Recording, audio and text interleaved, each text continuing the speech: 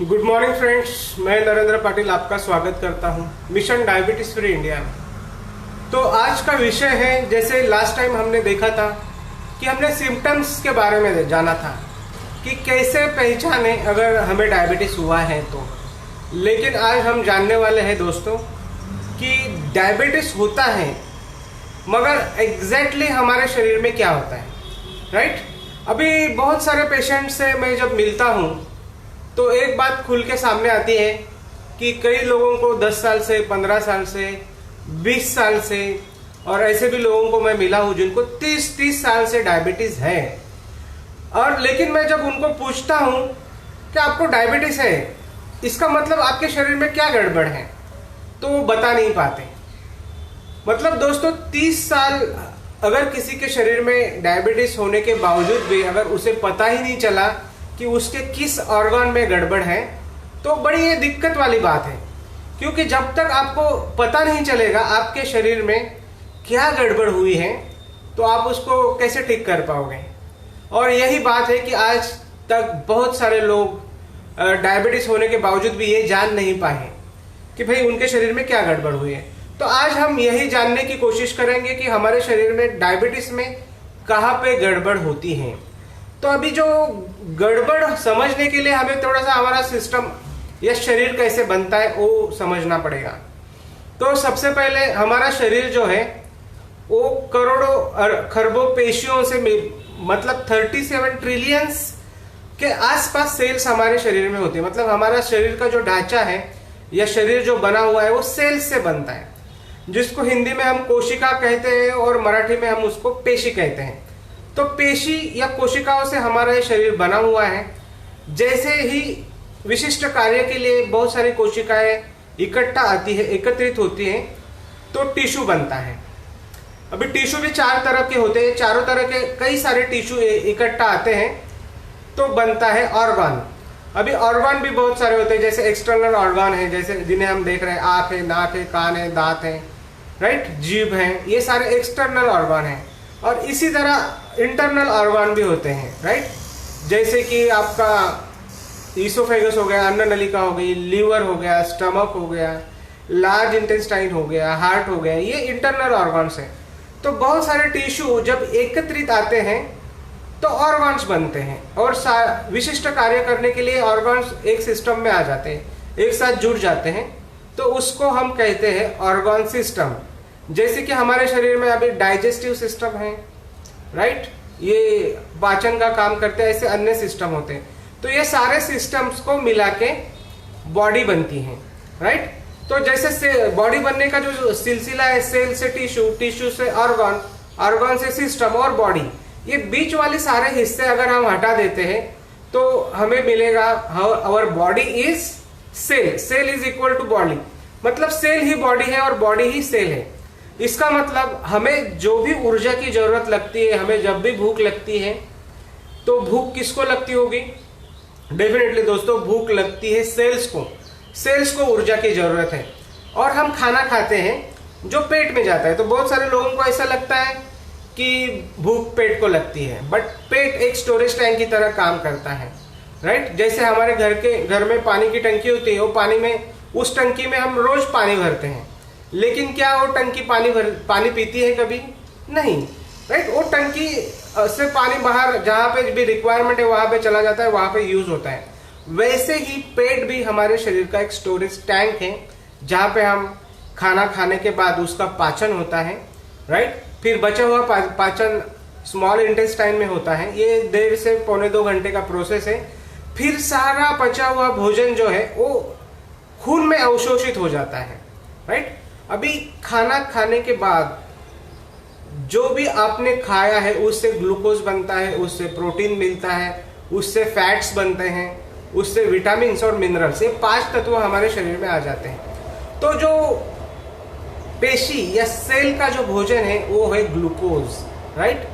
तो जैसे ही आपने खाया उसका पाचन हुआ, ग्लूकोज में उसका परिवर्तन हुआ, और अभी ये जो ग्लूकोज है ये सेल का भोजन है, राइट। तो ग्लूकोज जब सेल में जाएगा वहां पे उसका ऊर्जा में रूपांतर होता है और ये जो ऊर्जा बनती है ये हमें जीवित रहने के लिए जरूरी है।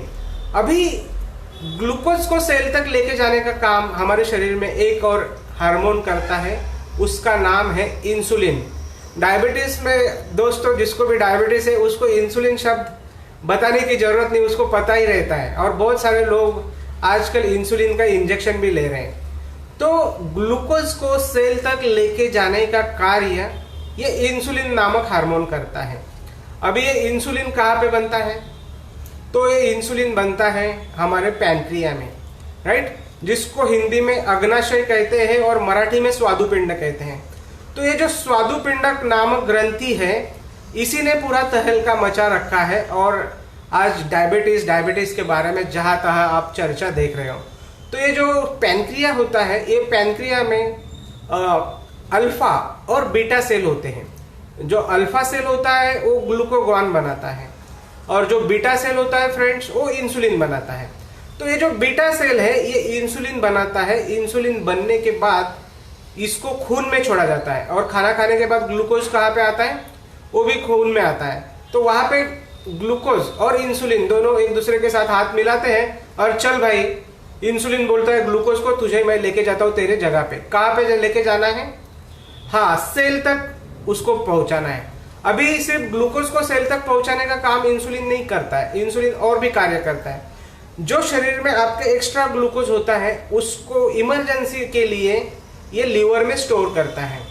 तो ग्लूकोज को, एक्स्ट्रा ग्लूकोज को लीवर में स्टोर करने का कार्य इंसुलिन करता है। और इंसुलिन एक और कार्य करता है, अगर यहाँ पे लीवर में स्टोर करने के बाद भी अगर आपके शरीर में ग्लूकोज बचता है तो उसको फैट में कन्वर्ट करने का काम करता है, राइट। तो अभी हम सरल मात्रा में देखते हैं कि आपको ऊर्जा की जरूरत है, तो हमने खाना खाया। खाना खाने के बाद 1.5 से पौने 2 घंटे में पाचन होता है। फिर एक ग्लूकोज हमारे खून में आ जाता है, उसके साथ बहुत सारे तत्व भी आते हैं, लेकिन आज हम ग्लूकोज की बात करेंगे। तो ग्लूकोज को सेल तक पहुंचाने का कार्य इंसुलिन करता है। और इंसुलिन कहाँ पे बनता है? तो हमारे पैंक्रिया में स्थित, अग्नाशय में स्थित बीटा सेल इंसुलिन का निर्माण करती है। तो ये तो नॉर्मल प्रोसेस हो गई दोस्तों। लेकिन डायबिटीज में होता क्या है? ये प्रोसेस अगर नॉर्मल चलेगी तो कोई दिक्कत नहीं, आपको कभी भी डायबिटीज होगा नहीं, आपके शरीर में कभी भी शुगर नहीं बढ़ेगी। लेकिन डायबिटीज होने का कारण क्या है कि देखिए, अभी जैसे आपका घर होता है, उस घर में एंट्री करने की एक जगह होती है क्या नहीं होती है? यस, डेफिनेटली होती है। उसको हम कहते हैं डोर, राइट। तो इस दरवाजे से ही हम अंदर आ सकते हैं, जा सकते हैं। उसी तरीके से एक डोर टाइप मैकेनिज्म हमारे सेल पर होती है, उसका नाम है इंसुलिन रिसेप्टर, राइट दोस्तों। तो ये इंसुलिन रिसेप्टर नामक दरवाजे को खोलने की जो चाबी रहती है वो होता है इंसुलिन खुद, राइट दोस्तों। लेकिन किसी कारणवश ये इंसुलिन रिसेप्टर इंसुलिन को रिस्पॉन्ड करना बंद कर देता है।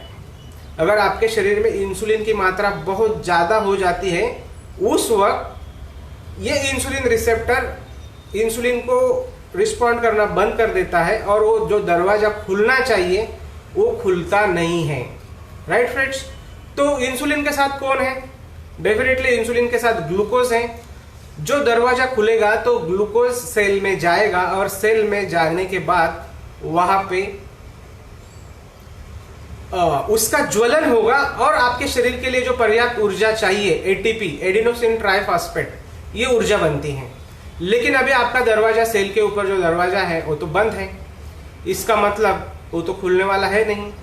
तो ग्लूकोज सेल में नहीं जाएगा, इसका मतलब आपको ऊर्जा की कमी रहेगी। और इसीलिए डायबिटीज पेशेंट में थका थका महसूस होना, उनमें पर्याप्त ऊर्जा का ना होना, राइट, और वो थके थके महसूस करते हैं। तो पहला कारण यही है कि डायबिटीज में आपका इंसुलिन रिसेप्टर अगर फंक्शन नहीं कर रहा है तो आपके शरीर में ग्लूकोज बढ़ेगा, राइट। अभी ये बढ़े हुए इंसुलिन के कारण भी रिवर्स एक्शन होता है और पैंक्रिया स्थित बीटा सेल्स का जो इंसुलिन का निर्माण करते हैं उनके ऊपर असर होते होते होते होते इंसुलिन सिक्रेशन बॉडी में कम हो जाता है, राइट। तो डायबिटीज होने के 2 ही कारण हैं। पहला कारण है इंसुलिन रिसेप्टर का रिस्पॉन्ड ना करना है, और दूसरा कारण है अगर आपके बीटा सेल में इंसुलिन बनाने की क्षमता धीरे धीरे कम हो गई है, राइट। तो दोनों केस में क्या होगा?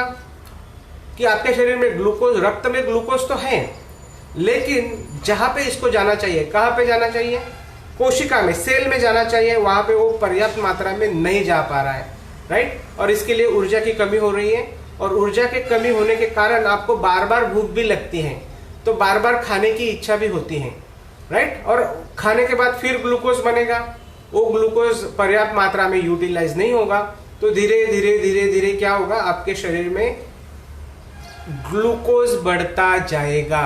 दोस्तों, डायबिटीज होने के यही 2 कारण है, राइट। इसके अलावा कोई तीसरा, मतलब कोई तीसरी गड़बड़ आपके शरीर में होती नहीं है, राइट।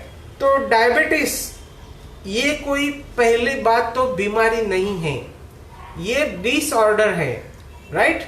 डिसऑर्डर मतलब हमारे शरीर में निर्माण हुई एक व्याधि है, इसके अलावा कुछ भी नहीं है, राइट। तो आज हमने क्या समझा दोस्तों, आज हमने समझा कि डायबिटीज शरीर में कहाँ पे गड़बड़ होने से होता है। तो शरीर में कहाँ पे गड़बड़ होती है, शरीर में या तो आपका इंसुलिन रिसेप्टर जो इंसुलिन को रिस्पॉन्ड नहीं करता है, मतलब वहां पे जो डोर लाइक मैकेनिज्म है वो अपना फंक्शन पूरा नहीं कर पा रही है, या आपके पैंक्रिया में स्थित बीटा सेल की कार्यक्षमता कम हो चुकी है। यही 2 कारण हैं, इसके अलावा तीसरा कोई भी कारण नहीं है। और दोस्तों, ये कोई बीमारी भी नहीं है, कोई जंतु के वजह से भी नहीं हुआ है। जैसे ये गड़बड़ हुई है तो इस गड़बड़ को ठीक भी किया जा सकता है, और यही रिसर्च है हमारे आदरणीय ग्रेट डॉक्टर रविंद्रनाथ अंबेडकर जी का। उनके रिसर्च से, उनके बनाए हुए प्रोडक्ट और उत्पादों से ये डायबिटीज पूरी तरह रिवर्स होता है, राइट। तो अगले वीडियो में हम जानेंगे दोस्तों कि ये जो गड़बड़ हुई है उसके पीछे कारण क्या है। कोई भी गड़बड़ अपने आप तो होती नहीं है, राइट और रॉन्ग, तो उसके पीछे कारण क्या है ये बहुत ही जल्द मैं आपके सामने लेके आऊंगा, राइट। तब तक के लिए थैंक यू, आपने मेरा ये वीडियो देखा इसके लिए धन्यवाद। धन्यवाद मित्रों, थैंक यू वेरी मच। जय हिंद, जय भारत।